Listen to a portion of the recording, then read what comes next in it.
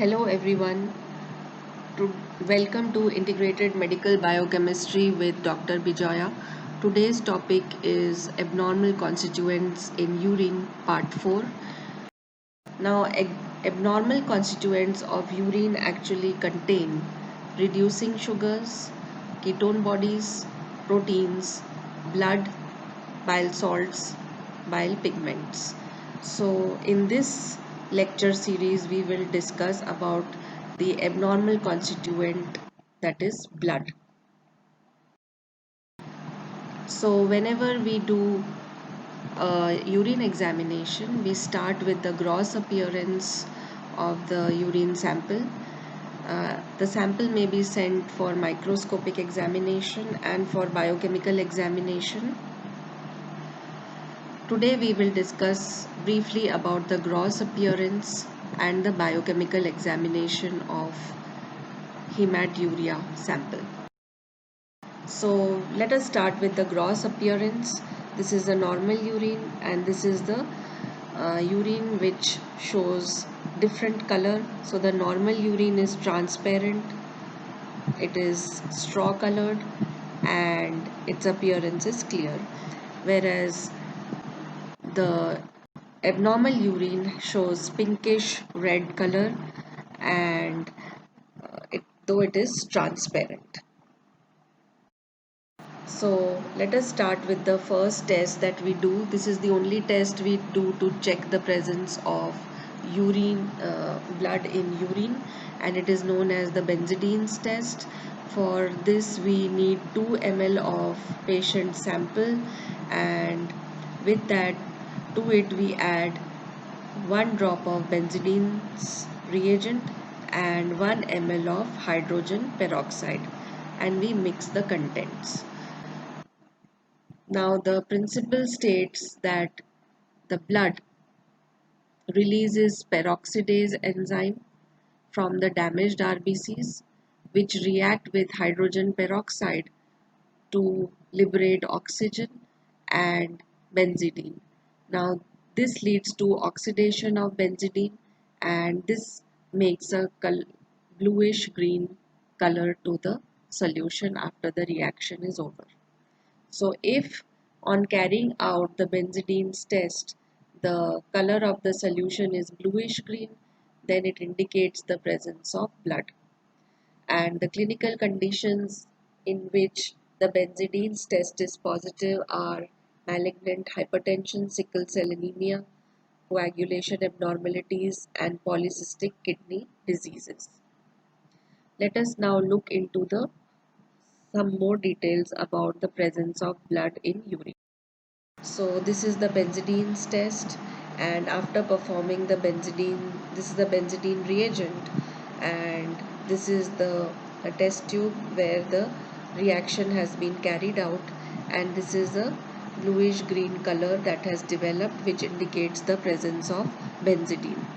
Now this color fades away very quickly, and so one need not panic, because it is known that the color is temporary and it doesn't remain for a long time. So let us look at the interpretation now. So according to the interpretation, the blood in urine may be because of 2 reasons.